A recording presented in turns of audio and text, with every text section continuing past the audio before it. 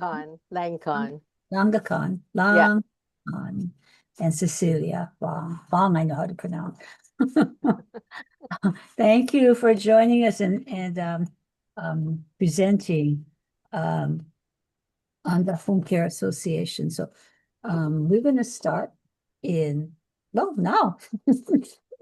So what, yeah, so I'm going to call to order the Kupuna Caucus. And with me is Representative Corey Chun, who's the co-convener of the Kupuna Caucus. So we're going to start off then with your presentation for Home Care and Home Care Association of America Hawaii chapter presentation.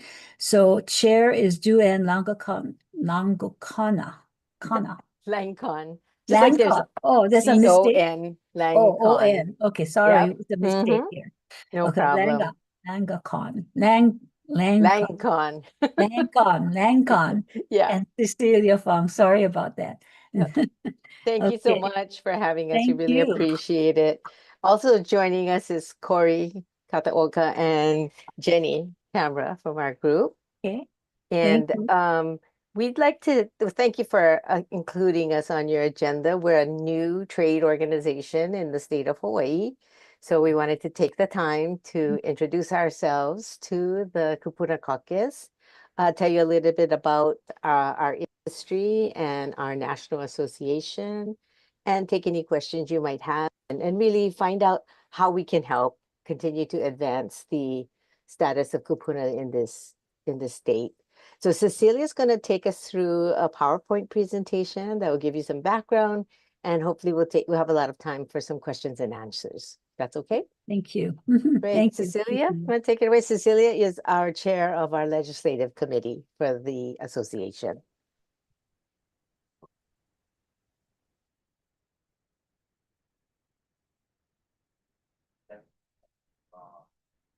Okay, sorry. It would help if I would unmute myself. Can everybody hear me? Yes. Great. Okay, thank you again for both the two chairs for allowing us to come and share a little bit about home care. So I'm just going to jump right in. As Duhan had shared, I am joined in good company with the rest of our board. So this is actually our tiny but mighty board. And here we go. So just to share a little bit more about our industry. So here's our agenda for today, just a brief welcome, sharing a little bit about what home care is. Some people are very familiar and frequent, I guess, consumers of it. And some people are still get us confused with care homes. So just to share a little bit about home care, understanding the U.S. home care structure, understanding Hawaii as a home care industry, sharing a little about HCAOA, what it is and why it's an important organization, and then sharing a little bit of our chapter. And we feel free, please, to stop us if there's any questions along the way. So what home care is, we are non-medical care provided generally in the home. And I say generally in the home because we can actually go wherever the client is. So you can even see us in assisted living, independent living facilities, even people vacationing. I mean, we are really quite tailorable, but the main focus is to really support independence and aging in place. And so for a lot of people, this is a much interested and goal of theirs is to truly age at home. We are different from home health care, which is actually medical care, because it does require at least an RN on staff. So some of us here do have a home health component, and some of us are just home care providers. In general, the types of home care services that we provide can be easily characterized as ADLs or IADLs, so activities of daily living or independent activities of daily living. It includes personal care, so that's on the left side, that's eating, bathing, ambulating, getting dressed, using the restroom, all the way to homemaker services. And those I like to call as the honey-do list, the things that maybe they leave for our homemakers. So housework, grocery shopping. We actually can't do money management, but money management would fall under IADLs. Medication reminders, laundry. So a lot of the things that people need to do so they can remain independent at home. It also can include companionship. What we learned from COVID is that isolation is really challenging in itself and actually can lead to depression, actually a lot of decline in health. So sometimes we are just there to be a friendly person to show up and, just be kind of their bright spot to talk story all day. And then the other thing is we are a big respite support for the family caregivers, which I know this particular caucus is very supportive of. And so we are extensions of those family caregivers, providing them respite with their loved ones. Really, for us, home care in America is that we mainly serve the community, and majority of them tends to be seniors and disabled populations. As you guys can imagine, in general, the US population is aging, and Hawaii is aging at a higher rate than the US. So there is a growing demand due to this aging population. We are a really good alternative to institutional care. For some, there are statistics where people go into institutions and don't do as well as they age. But the other fact is there's just not enough institutional care out there. So a lot of people still choose to age in place. So, and for us, one of the big benefits of home care is that it actually can be cost effective versus nursing homes. It also provides the comfort of one's loving home and environment. My mom has gone on a few different tours, and she's like balked at having to not have a full kitchen and her own laundry service sometimes, or her own laundry room. And it's also highly tailorable to the needs of the individuals. There's also quite a few studies that it helps reduce hospitalizations because we're there. We can also detect and kind of be extensions of the healthcare providers themselves, where we can hopefully, preempt some of the challenges of our clients. I'll get a little bit into Hawaii, but care homes can be quite expensive. So again, it could be a cost-effective aspect. For most of us, home care is paid often through private pay, but it also can be paid through Medicaid, veterans benefits. So many people don't realize if you're a veteran, it is a benefit to you that they will provide some home care support, and also long-term care insurance. So unlike home health, Medicare typically does not cover this type of long-term non-medical home care. So just putting this distinction there. This is a nationwide challenge in many different industries, but for us, one of the biggest ones is workforce. By all intents and purposes, we all are small businesses. Nationally, the median size is about $2.3 million in revenue, and that was reported in 2024.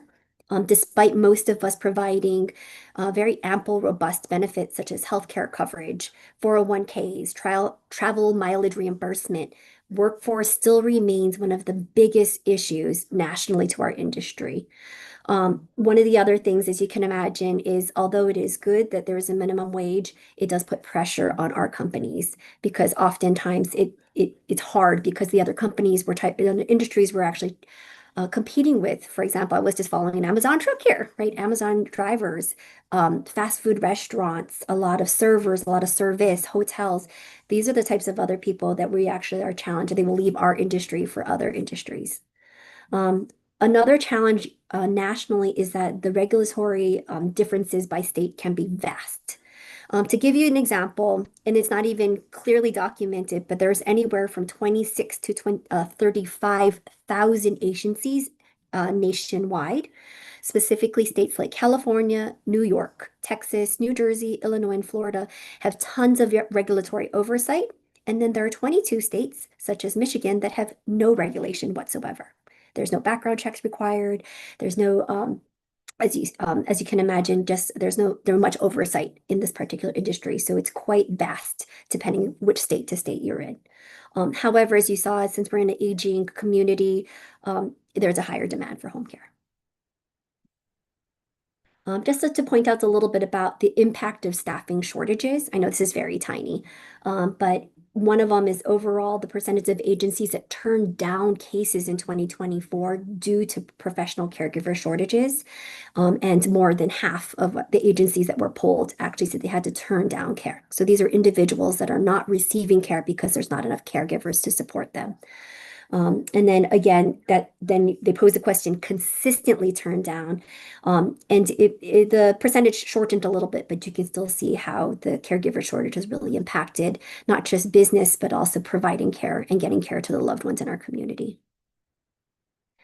The other thing that challenges us as a home care industry specifically is the other types of agencies or fields that actually support individuals. Again, this is very tiny, but this is from the Bureau of Labor. But as you can see, just this is this type of hours that we can provide. Home care is highly tailorable, but we can't necessarily guarantee 20 or even 40 hours.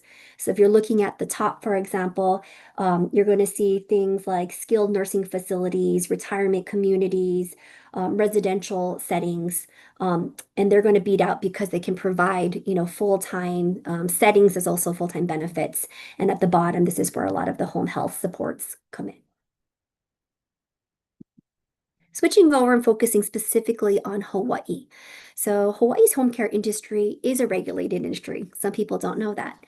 There is a strong and growing demand due to our aging population. Everybody's been talking about the silver tsunami since I was at the ledge, and that was almost 20 years ago.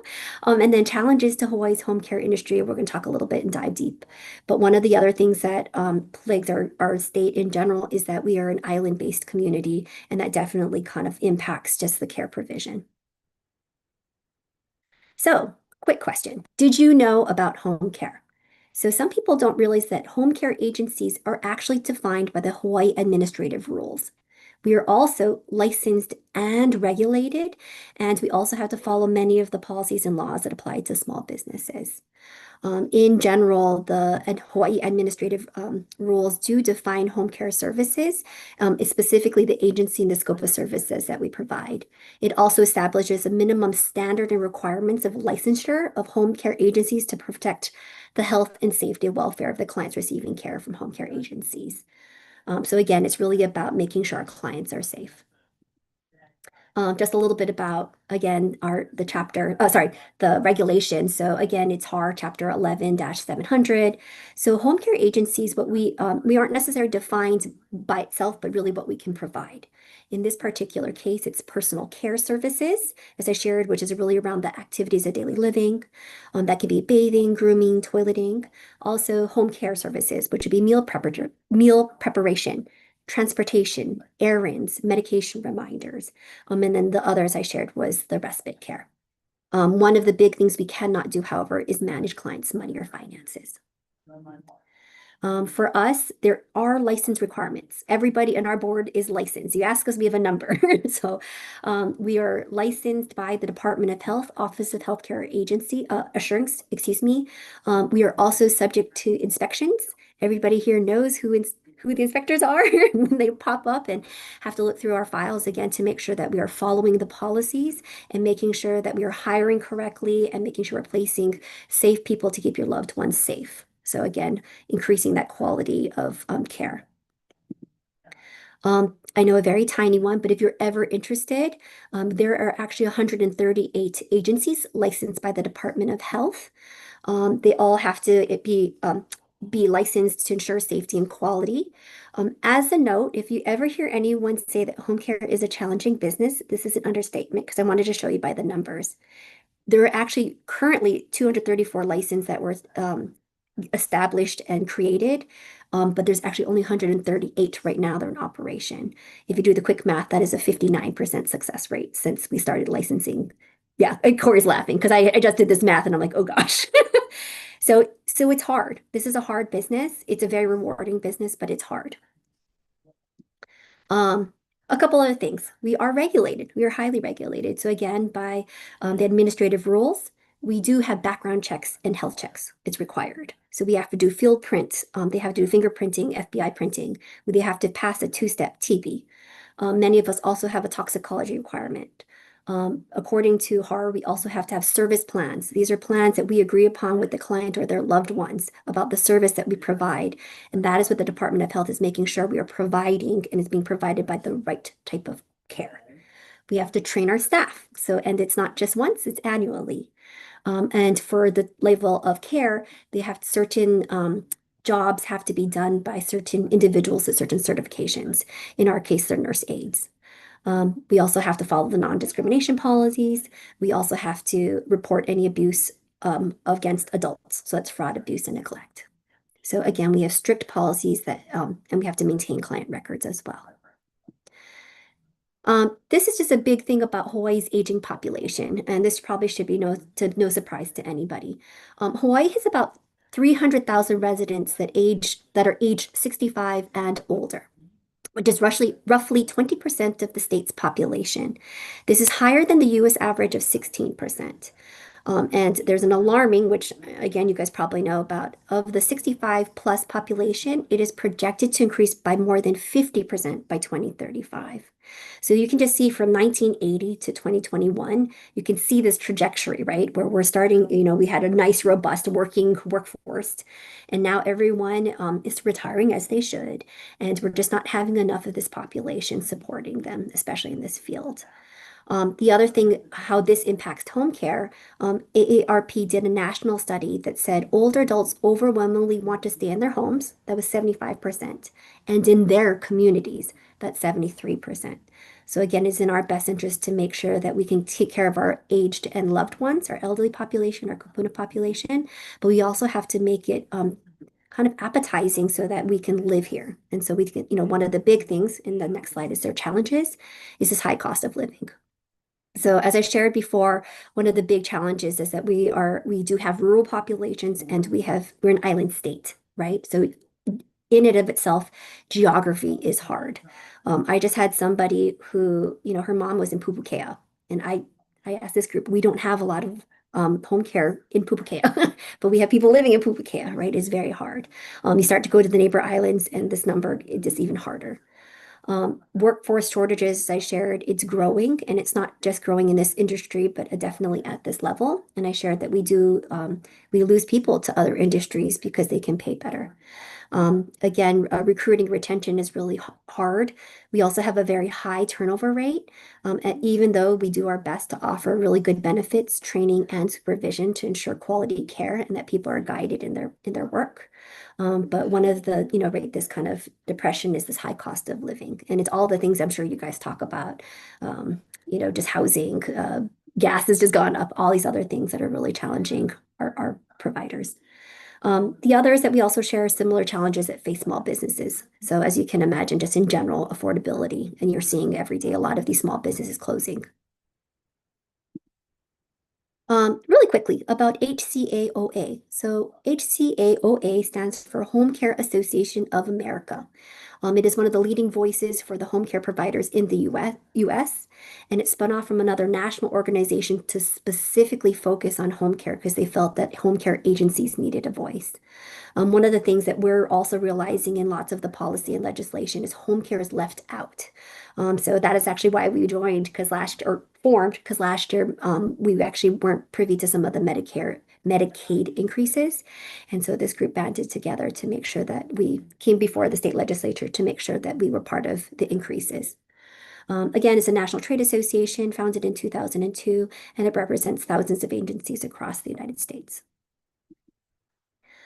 Here's their mission real quickly: is the voice of home care industry. It empowers members to support families, care professionals, and each other through collaboration, advocacy, and education. Home care empowers all those in need to live their best lives wherever they call home. And I just want to commend Duane for pulling us together because traditionally we are all considered competitors, but we all feel important enough that this is something we need to come together and really work together on. What HCAOA does for its community members nationally is it provides advocacy both on the federal and state level.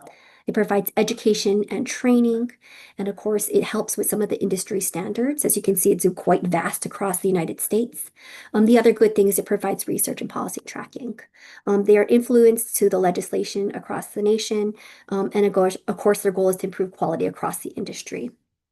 For us, they provide legislative support where they can, in informing and aligning where national priorities, so they kind of tell us what they're working on as well. A couple things they do is they have a National Home Care Advocacy Day, which is very soon. So they're coming up in April. They provide this community for all of us to come together, have different communities so that we can talk about different issues or hear about some of the issues and priorities they're talking about as well. And then they also hold a national conference where we can come and collaborate together. And one of the other big things is we always have to recognize our caregivers. So they do this on a national level, and they receive people who want to put forth some caregivers in our community, and then they reward and recognize one nationally. On the local level, so as I shared, we actually are a newly established trade organization, just established in 2025. Our first really big initial meeting was in November, so we're not even a year old. Our goal was to get 50 people to our first conference and first meeting, and I'm happy to say we did as this little group here. We provide support for all the local providers. Our goal is to share best practices and to advocate and educate both the industry, but also those who impact the industry. In general, we're here to unify local agencies and improve care quality. Locally, again, what we try to do is give a united voice to the industry. We want to improve care standards. We want to support workforce development generally in the community because, again, our workers are definitely part of this group that really could use more affordability in Hawaii. Where we need to, where we can, we try to influence policy. And we are trying to create accountability and professionalism among the home care industry. For some people, for example, they don't realize private caregivers are not regulated. They are not subject to background checks unless you require it. You don't even know if they have a two-step TB or perhaps even a nurse aid certificate. And those are things that we're trying to elevate the industry with. At the core, we each are small businesses, and as such, it is often difficult to have a united voice and be heard to participate in Kupuna issues so important to our community. So therefore, that's why we need an association. Just on the state level, we are trying to support all of the Kupuna Caucus priorities. Very specifically, we actually have submitted testimony this particular current legislative session. So the three that we are really trying to champion is HB 1972, which is a family caregiver tax credit. And I applaud that you guys included home care as one of the qualifying expenses. So hopefully we can get that passed. We are also supporting HB 1973, which is the Kupuna Aloha Pilot Program, which focuses on in-home care services and complements the rural grant that was received by the state to also expand that great grant and that reach. And the other one is HB 2159, which is the Healthcare Workforce Development Study and Working Group. And we really are part of, the impact of the growing demand in healthcare work. Okay, as I come to the end here, I did want to reintroduce our Hawaii board. And I want to give a little bit of time to each of us to just share a little bit about our companies, but specifically why we got into each of it. We all have vast different backgrounds. And so I'm going to toss it over to Duan to share a little bit about herself and Ho'okele. Great. Thank you, Cecilia. Yeah, as you said, my name is Duan Lancon. My day job is as the co-founder and CEO for Ho'okele Home Care. Ho'okele has been a Hawaii home care agency for over 20 years. We're actually celebrating our 20th anniversary this year. And we've seen so many changes in the industry from the time that we started. When we started, there was no regulation, there was no licensure. We've had to learn how to work within that, get our caregivers trained, make sure their background screened. When we first became licensed, some of them did not pass. We had to adjust accordingly. And the biggest challenge, I think, for us has been the wage escalation, because we do have to pay our caregivers more so that we are competitive with other industries. They are facing the high cost of living in Hawaii and the living wage. But at the same time, then that translates into higher prices for our kupuna. And that also is difficult for us because we see how much need there is out in the community. And it's really heartbreaking when people say, I just can't afford this. So as an association, one of our goals is to actually address how can we find alternative ways, additional ways to finance in-home care for what we call the gap group, people that don't qualify for Medicaid and yet do not have the assets or income to pay privately, which is a very large percentage of the population. I think it's really important for all of us to just be creative in our staffing and creative in how we structure home care. Along those lines, what Ho'okele has done is create a new care model called Vivia that does allow for what we call task-based care rather than hourly care. And I will pass it on to Corey. You want to go next? Sure. Thank you very much. So I'll start with a quick overview of Beata. I'm with Beata Home Care, and I'll start with a quick introduction of Beata and why it matters. So Beata's mission is simple but powerful. It's not just Beata's mission. I think it's all of our mission is to help people have a safe home life with comfort, dignity, and independence in their home. So every single thing that we do, we really believe that our clients come first and that our employees are our greatest assets. So Beata is actually a nonprofit, and we made that decision a few years ago. And that shift wasn't about changing what we do, but it was about protecting why we do it. Becoming a nonprofit ensured that our focus always remained on the long-term impact over short-term profits, reinvesting back into our people and our clients and communities we serve. This allowed us to stay grounded in our values. We have three core values that we really try to stick by: is compassion, excellence, and reliability. And on a personal note, the reason I chose to work in home care is pretty simple. It's one of the very few industries where you can see the direct impact of the work you do every single day.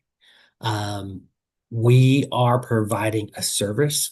We're stepping into people's homes, and we're making them hopefully better by helping them with these things that we take for granted every day. I love being able to operate like an entrepreneur, build teams, and solve problems, but in a way that matters so very much, and in an industry that really, really needs it. In home care, success isn't measured in our growth, although we talk about that a lot. It's measured mostly in trust, in the relationships that we have with our clients, and the quality of care that we provide. This work is healthcare, but it's not just healthcare, it's community care.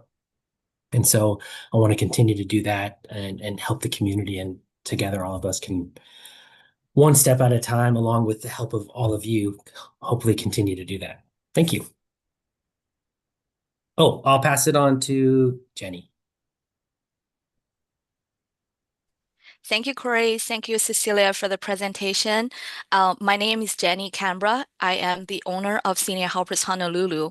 Senior Helper is a national franchise specializing in helping senior age at home. We have 3 offices here on the island, and we open our door to take care of the family since 2022 for our location. But Senior Helper as a brand has been around since 2002. So we've been in this space for over 24 years since we started. And I think I wasn't grew up in healthcare, and I'm a first generation of immigrants. So, when I came from an Asian background, the culture compared with, I think, US mainland and in general is very different. It's very family oriented, and you don't really find home care as an option in my home country because all the seniors are cared by their family. And but I think ever since I moved to Hawaii, I'm seeing how generation has changed, society has changed. People no longer have 10 kids. And, all the adult children have their own family, they have full-time jobs. When senior is aging, that really creates a gap in how to fulfill their growing care needs versus how I can also stay at my full-time job. So that's where we come in to provide those personalized solutions to people who's needing long-term care and wanted to be aged in the comfort of their own home.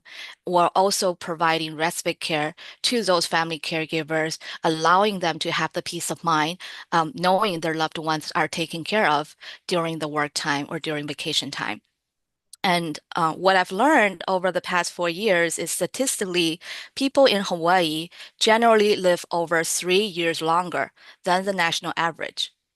And when you think about that, I think the 3 years, it's a huge time duration when someone is still living and breathing, but they're also having the daily needs of having to eat, having to shower, having to go to the bathroom. Those needs doesn't quite stop and it's nothing wrong. I mean, it's really nothing wrong with them. It's just normal aging, right? So we don't really decide how each life expectancy is going to turn out, but as long as they're still living and breathing, we have a job and we have a duty, and we feel, we take that responsibility to assist them to continue aging, wherever they want it to be. So I think being as a small business, I started this office from the ground up. And I think over the years, what I can really feel is how hard it is to acquire or to recruit caregivers. I think all of us here on the board, including many of the agencies in the field, I can say that no one could say that I have enough caregiver. And that's a daily job that we do. Like, how can we retain caregiver? How can we attract a good caregiver? And aside from the skills, not everyone can be a caregiver. There is a special, I would say, unspoken qualities that possesses those individuals. They're not always looking for money. They're looking for a purpose. They're looking for something. And oftentimes we find the best caregivers are also caregiver in their own family. So, and because of that, oftentimes when the kids are sick, when school is closed, guess who's going to call out? It's a mom. It's, those caregivers that they have to take care of their own families, and they feel torn between, the client they've been working with and the family of their own. So, um, one of the biggest challenge that we face is really the workforce development. And again, people can't always afford to live on the island.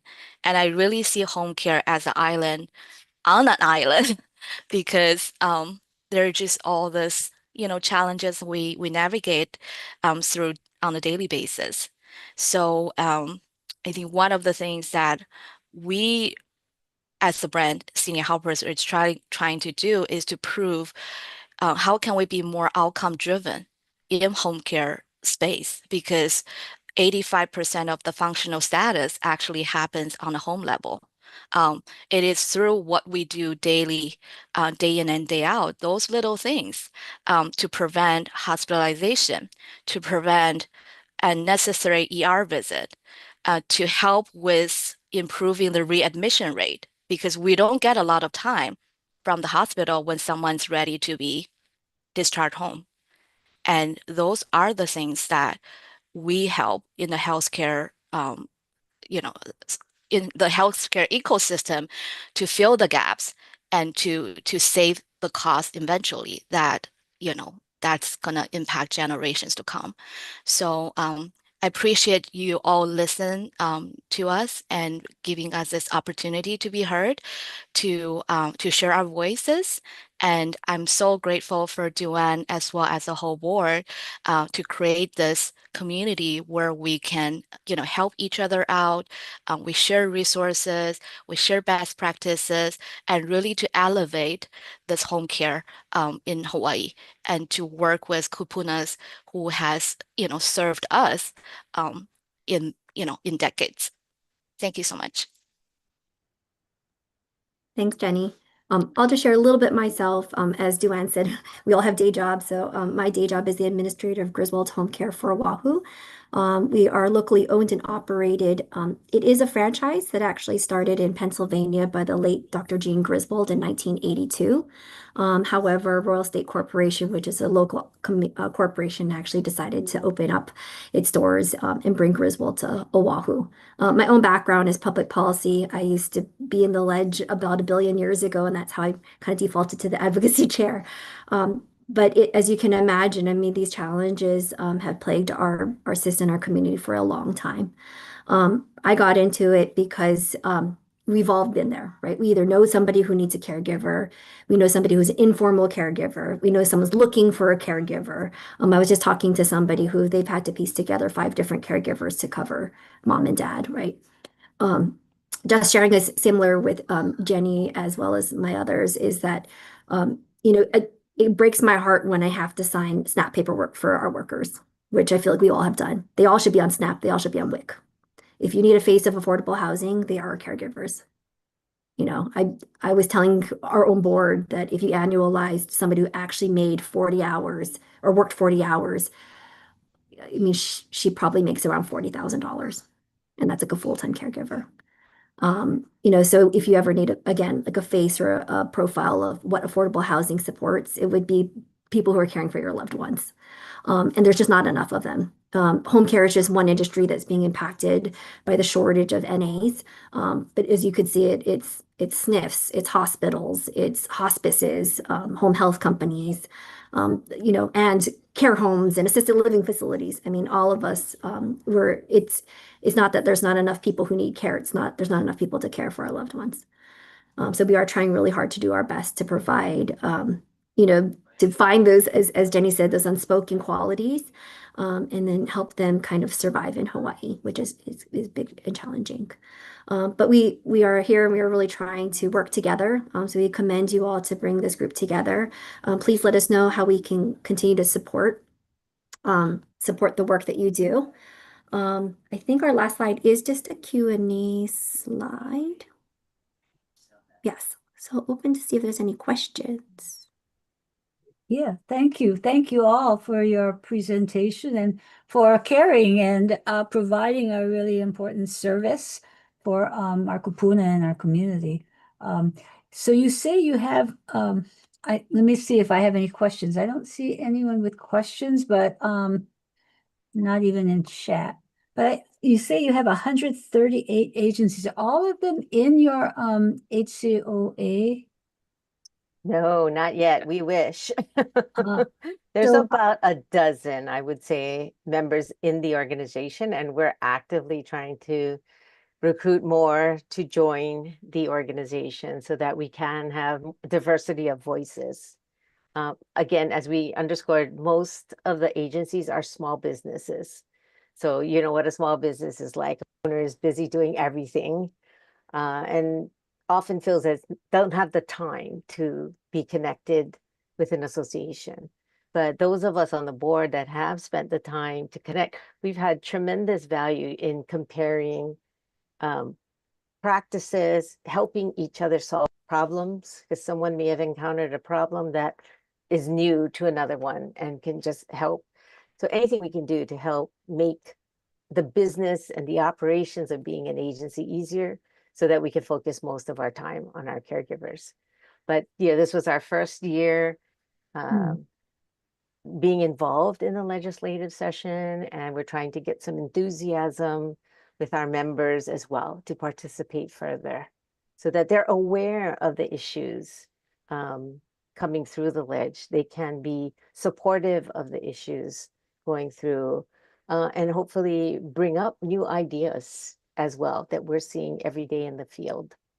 So this is our first year, and yeah, we have about a dozen, about 10% of the 138, and we want to see more.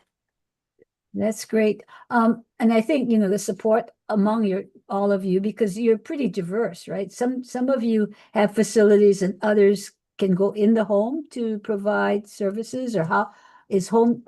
We're all your in the agency- home. You're all in homes. Yeah, or you there have are no both, facilities at all. right? So you visit homes. Correct. I see. Right. So And yeah. that's reason to have our own association, because sending people into the home is a very different operation than running a facility. So healthcare association, we used to be part of healthcare association. We still are, but predominantly their focus is facilities, which are larger organizations, have very different challenges than we do sending people into the home.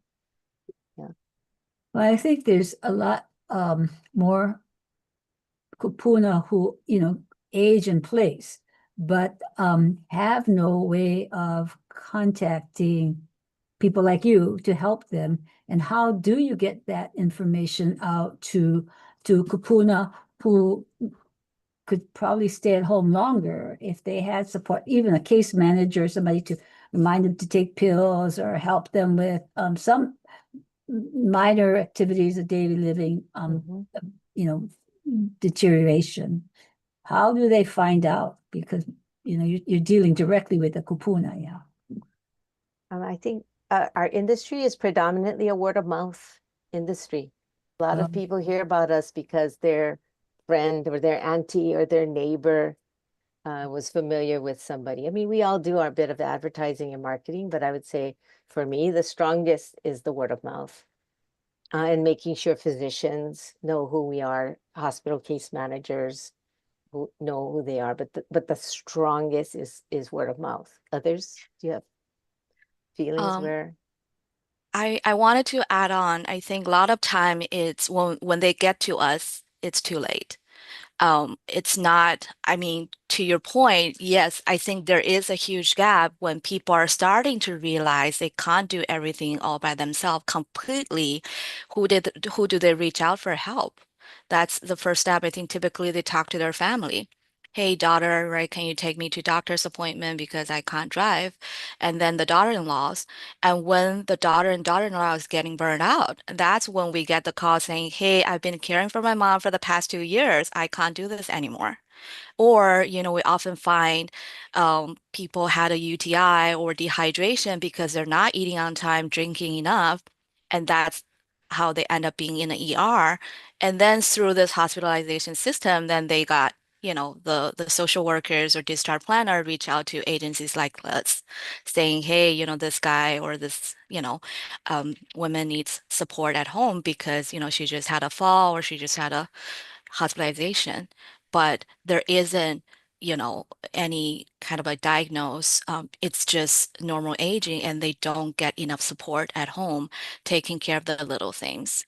So I think a lot of that is people don't know enough about home care, and it's very confusing even for me to go into the space. It took me some time to study what is home care, what is home health, and where does the line draw between those providers. So I can imagine, for the general public or people who, have not been there before, and it is quite challenging for them to see or to find out who will be the right provider. So seems that the challenges you face are number one, just the outreach and people knowing that you exist. And secondly, how you train people up. I don't know, if you have 138 home caregivers, I guess you have quite a number, but how do you train more people to be staffing the needs of the Kupuna, because we're going to get more and more, as you pointed out, Cecilia, the numbers are growing. So what does your organization do, or what does the state do, or how can we get the information out, but also develop your workforce so that you are there? Because it seems like the services you provide very diverse. And do you go to one agency that does chore services, to another agency that then provides another kind of service, or are you the jack of all trades and you just go to one agency and you folks can do anything the person needs to have done? How does that work? That's a good question. For the most part, we work pretty well as an industry to do what we can, because sometimes it's not just the services we offer, but just the availability of caregivers. And if we have a case that comes to us that we cannot fulfill, we are very open with referring to each other. As Cecilia said, even though we're competitors, the most important thing is to get the service to the senior. So we are often, even amongst ourselves, just blasting, anybody got an extra caregiver that could take on 16 hours this week? And if so, then we're passing on the case. So we try, the association is communication, so that the resource pools that we have are not just limited to us. We don't just say to the senior, sorry, I don't have staffing, go find somebody else. We're trying to work with each other to solve the problem, which is to take care of that senior, even if it may be a cross organization effort to do so. Yeah. Even on that point too, it's probably not unheard of where there's multiple agencies in one home, and I would say it's a variety of reasons, but one of them could be just a staffing challenge. overnights, for example. Not everybody's open overnights. So maybe you kind of piece together the support because we're looking at the kupuna as a holistic individual, not about necessarily the shifts that we fill. So we want to make sure they get all the supports they need. We also play almost a little like basic case manager too, right? Piecing together things they need to do, especially if they don't have a loved one. You're talking about word of mouth and getting the word out. I made up a statistic. I haven't tested it, but I always say it's like 99% adult children that call us, not a kapuna themselves. Most of them don't think they actually need us. But to Jenny's point, it's often daughters-in-laws, or husbands that are trying to help their wives, right? Saying like, they need help in the home. We talk about the sandwich generation. And unfortunately, that age of that sandwich generation is probably getting younger and younger, where you're caring for school-age children, you're working, and you're having to take off and care for mom and dad. We have a few just even in our own office where that's a challenge, right? So how do we kind of do that, and then also maybe the burden of the financial cost of that too? So that's another thing too, is just the cost of healthcare. But in general, I would say I would actually flip it, where workforce development is probably the number one, and then getting the word out and getting the care to the individuals. But they really do go hand in hand. So, what is the cost? So if you folks are sort of not interchangeable, but you are part of an organization that, if you don't have the staff to do it, you can send the person to another agency, one of you. Is the price or what they pay the same? Is that regulated by, you said, Office of Healthcare Assurance regulates you? Is that pricing regulated, or how do you know that it's if I go to one agency, it's the same cost as going to another, or is that kind of variable? It's not regulated, the pricing. They all kind of hover around the same price because that's what families do, is compare. Mhm. I think what's happening is each organization is trying to differentiate and trying different kinds of solutions. So some agencies may offer more technology-based, where in-home monitoring and very advanced AI sensor type programs. Others, like for example, I mentioned the Vivia model.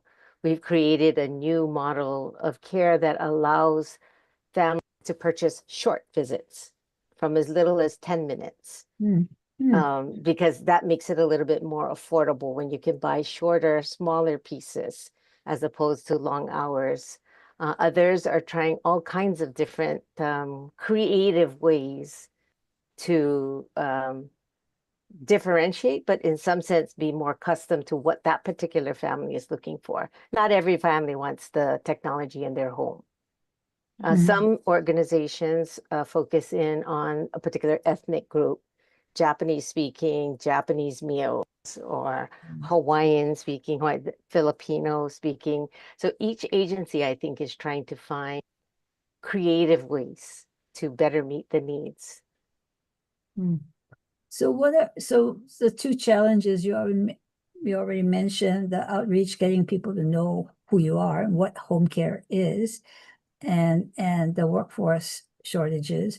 But what can help your organization, or you, each of you, to be able to provide this kind of service, which is really helping Kupuna age in place as long as they can, in settings that they're familiar with. But some of them own like big homes. I mean, has there been any thought about how you could help them? I know you don't do financial, but how you can help them survive in this big home and not move. They don't want to move into, other settings, right? So do you folks console or do any of that with some of the kupuna who are living by themselves in a huge home that, empty nest? We do evaluate their home safety during the assessment. So for every inquiry that we receive, we do a consult over the phone, and we set up a time where we can go in to actually meet them in their own home. And I often tell, clients that not one home is built to be a nursing home to begin with. However, as you continue to age in place, there are things that we can help to address without doing a full-on renovation, like grab bars, right? How clear is your threshold? If you're using a walker, right, how can you navigate through the narrow doors? And do you have floating rugs on the on the floor? How accessible for your pans and pots, right? Because some client has arthritis, they can't reach high, and all the pots are high up in the cabinet. So we go through a whole list of, safety evaluation with them in their own home and provide recommendations on what is the most concerning, items to be addressed. And typically it's things in the bathroom. Right? Do you have a grab bar? Do you have non-skip tape? Do you have the Versa frame around your toilet seat that you can help to push yourself up? And really looking at how we can assist in promoting that independence, because that's everyone's desire, right? To be independent. Nobody wanted to admit that they need a full hands-on help. Do you have the shower chair? Does your family really know how to properly use those tools or DME equipment in the house? So we have all this educational component that we share with families during assessment process, and really to hold them accountable, because that's their house. Ultimately, that's their decision. We can't force anyone. However, I think we will point it out to them and point them out to the DME companies on the island to get those basic things addressed. So I think oftentimes people really appreciate that. And they really had no idea, because they may have seen the hospital bed in a home, but they don't know what Medicare Plan B could potentially cover, right? If you're having mobility challenges or cognition impairment, what are the resources? And we oftentimes are the first person to share that education, to share resources when we go into the homes, and to close the gap between, the PCP, the home health, home care, and all this like healthcare component. I think increasingly along those lines, it's helping families figure out how to finance it, because unfortunately, this is not covered by Medicare.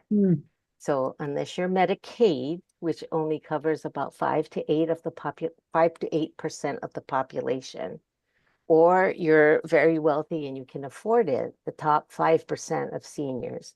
So you're leaving closer to 85% of seniors who need help and have no way to finance this assistance. And that's where I see the biggest gap, and where I think we're even encouraging from a policy standpoint, how do we fix that gap? We spend a lot of time helping families see, okay, are you eligible for Elderly Affairs Division, or are you eligible for VA, and helping them to find the resources that can help them. And if ultimately there is nothing but private resources, then what is the absolute minimum you can buy to give you some relief? Because leaving someone with dementia alone in the home by themselves is not the answer. And majority of families cannot afford the $7, $8, $9, $10,000 to put them into an arch home.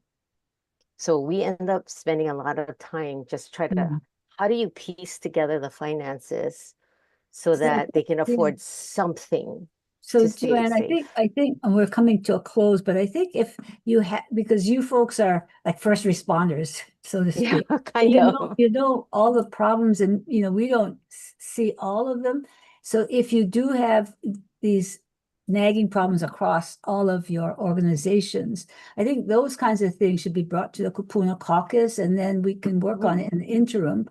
And if there are policies or programs that should be in place, then we could work on that for like the next legislative session. This one is coming to an end, but for next session. So I urge you folks to use your organization and discuss these challenges across the board that can be brought to expand your organizations and the kinds of support that you do. So I want Thank to you. thank all of you, Joanne, Cecilia, and ask you to continue to come to our meetings. And if you have any ideas along the way, feel free to send it to either Representative Chun or me, and we Okay. can work on that in the interim.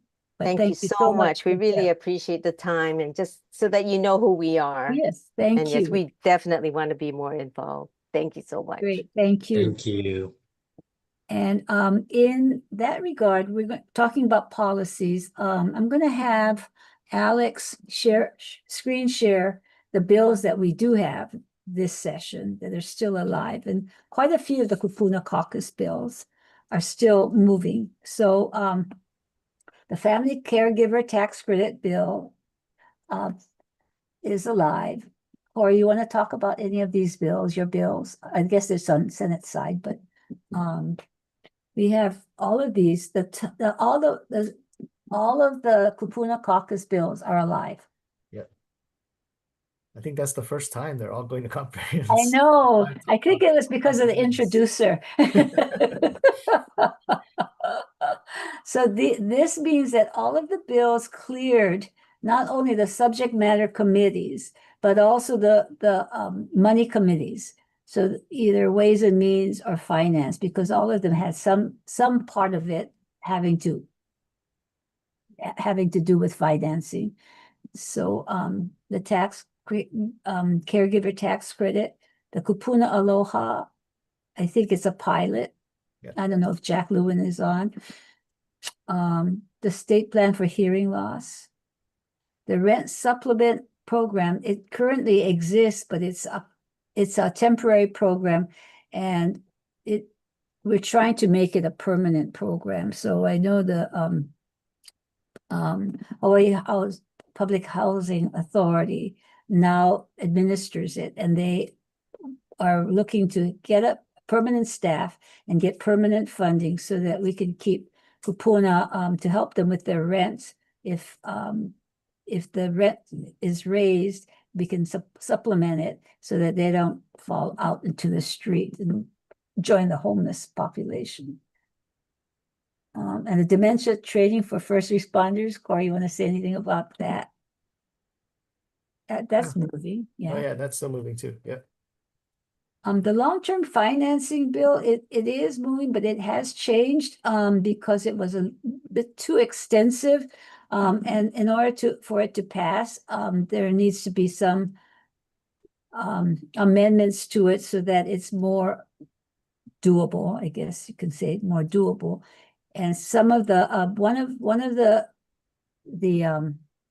suggestions, or what is the Senate Draft 2, is recommending that it be in the Executive Office on Aging and contracted out with the UH Center on Aging, but it's still in process, and all of these bills will go to conference, so it's not quite out of the woods yet.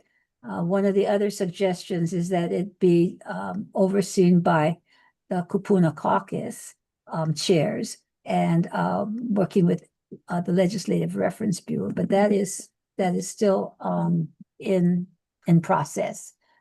The Hanai Memory Network, that is also, these are not Kupuna Caucus bills, but they do relate to the elderly, so we've been following them and supporting them. And the Hanai Memory Network is also moving.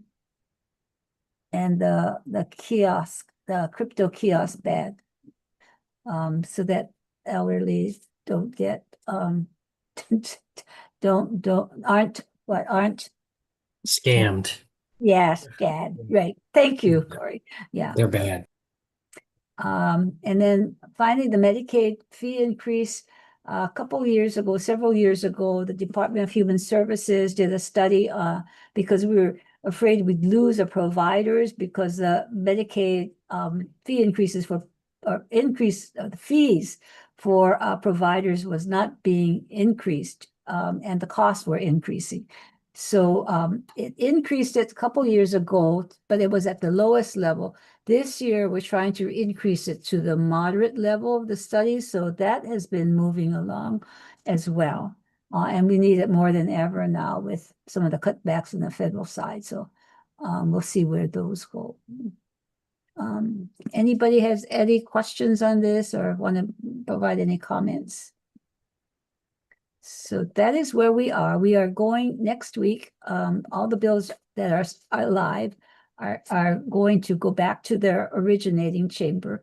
And then we'll agree or disagree. And if we disagree, we will go into conference where we will negotiate to see if we can come up with a bill that we can, both chambers can agree with.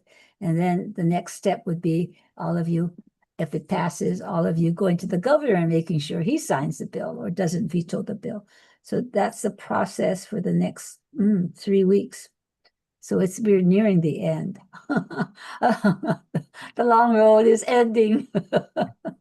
So Representative Chun, you want to add to that or say anything, any wise words to our caucus?